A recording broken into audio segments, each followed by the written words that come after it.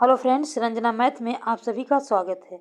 आज का हमारा डिस्कशन का टॉपिक मैथ के घातांक, करड़ी एवं सरलीकरण से है। इन सभी को जानने से पहले हम ये जान लेते हैं कि इसमें एक नियम चलता है, BODMAS का रूल। और BODMAS कहते किसे हैं, इसका मतलब क्या होता है, सबसे पहले हम इनको जानेंगे। जैसे गणितीय व्यंजक में उनको सरल करने के लिए हमें गणितीय व्यंजक को, जैसे किसी भी सवाल को हल करने के लिए हमें जोड़, घटाना, गुणा, भाग और कोष्ठक आदि सभी के बारे में जानकारी होना चाहिए और इन्हीं सबको मिला करके BODMAS कहा जाता है। अब यहाँ पर बी का मतलब होता है ब्रैकेट,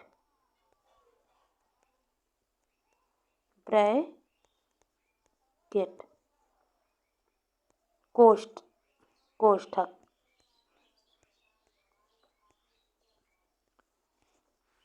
ओ ऑफ का, आपका मतलब का यानी हमें गुणे से है, गुणे से नहीं, का है डिवीजन,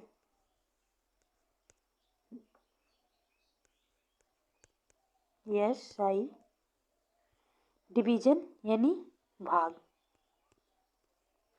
यम मल्टीप्लाइकेशन,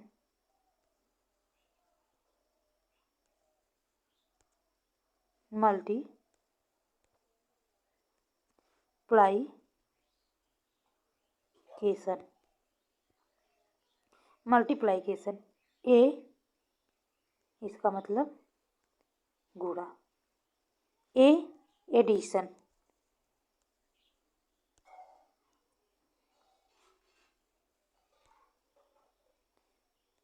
TION। यस का मतलब होता है सब्ट्रैक्शन, जैसे एडिशन जोड़, सब्ट्रैक्शन घटाओ, इन्हीं सभी को मिलाकर BODMAS कहा जाता है।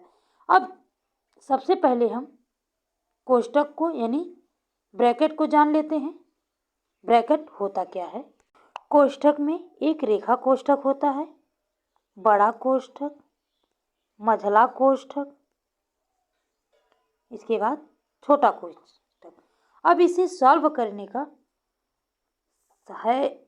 नियम है कि सबसे पहले हम रेखा कोष्ठक को सॉल्व करेंगे, फिर छोटा को, मझले को, फिर इसके बाद बड़े कोष्ठक को। जैसे हम एक क्वेश्चन को यहाँ पर आप सभी को दिखाते हैं, उसमें पूरा BODMAS समाहित होगा। चलिए क्वेश्चन को देख लेते हैं। यही क्वेश्चन है, देखिए, पहले बड़ा कोष्ठक है, फिर मझला, फिर छोटा, इसके बाद रेखा कोष्ठक है, इसी को हम बार कोष्ठक भी कहते हैं। अब हम इसको सॉल्व करते हैं। सॉल्व करने में हम पहली वाली संख्या को उसी तरह से लिख देंगे, फिर यहाँ पर हम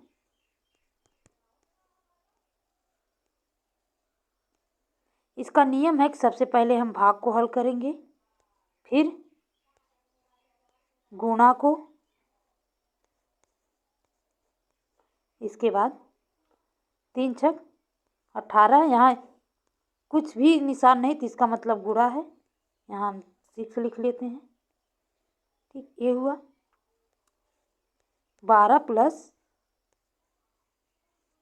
10 + 7, 7 छक सीधे 42 हुआ। इसके बाद 12 + 42 10 52।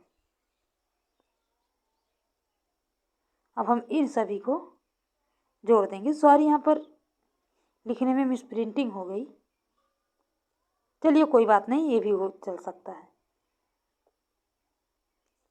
बराबर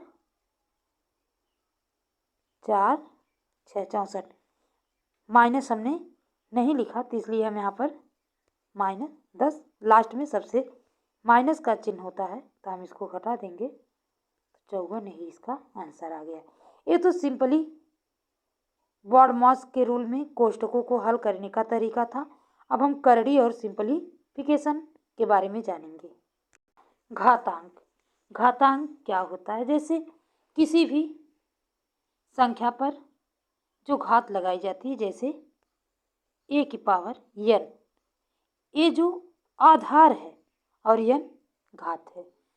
अब हम इसे लिखेंगे a गुणे a गुणे a गुणे डॉट डॉट डॉट n, यानी n का मतलब है हम संख्या को अनंत बार लिख सकते हैं।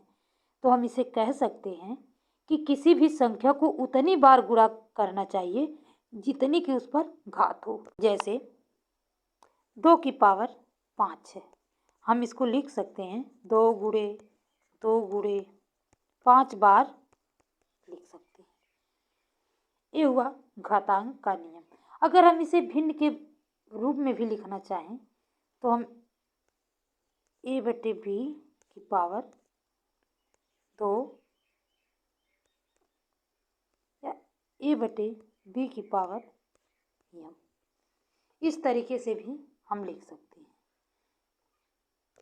करड़ी के बारे में जान लेते हैं। करड़ी क्या होती है, करड़ी हल कैसे की जाती है और करड़ी लगाई कैसे जाती है किसी संख्या के ऊपर, चलिए उसको देख लेते हैं।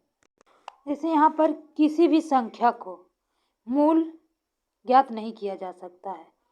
जैसे मूल का मतलब अगर 5 है तो हम एग्जैक्ट 5 का वर्ग कितना होगा, वर्गमूल कितना होगा, इसे हमें ज्ञात करने के लिए करड़ी का सहारा लेना पड़ता है। ठीक, अब हम √5 बराबर इसको हल करें तो लिख सकते हैं 5 की पावर 1/2, इसको √3। अगर हमें यहीं पर लिखना पड़ जाए 5 की पावर 1/3 तो हम इसको लिखेंगे 3/5। अब इनमें कुछ जैसे सवाल हैं, हम देख लेते हैं सवाल को भी। यहाँ पर जैसे एक संख्या लिखी गई है, दिया है m करड़ी फिर n √a। अब हम इसको इस तरह से भी लिख सकते हैं m n √a। अब इन पर आधारित एक क्वेश्चन को भी देख लेते हैं। चलिए क्वेश्चन लगाते हैं। यहाँ पर एक सवाल है कि √20 plus √20 plus √20 dot dot dot, हम इन्हें इनफाइनाइट यानी अनंत तक लिख सकते हैं। तो हम किसका मान, हमें अनंत का मान ज्ञात करना है कि अनंत का मान क्या होगा। तो माना हमने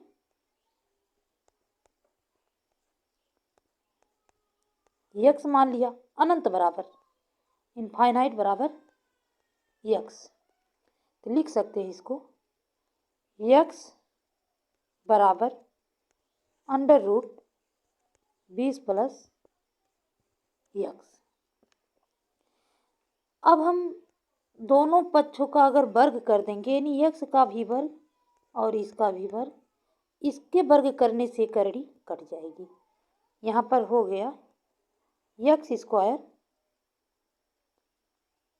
बराबर 20 प्लस x, इसको हम लिख सकते हैं x², इधर x आ जाएगा तो -x और -20। अब इसको गुणनखंड विधि लगा करके हम इसको तोड़ सकते हैं। जैसे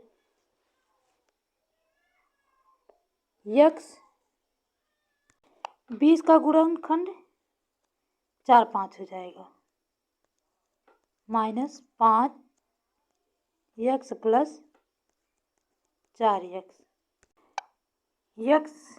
x² plus 5x -5x plus 4x -20, इसका हमने विस्तार कर दिया। अब हम इसको लिख सकते हैं, x को कॉमन लेंगे, x माइनस 5 हुआ। फिर यहाँ पर हम +4 को कॉमन लेंगे तो यहाँ x माइनस 5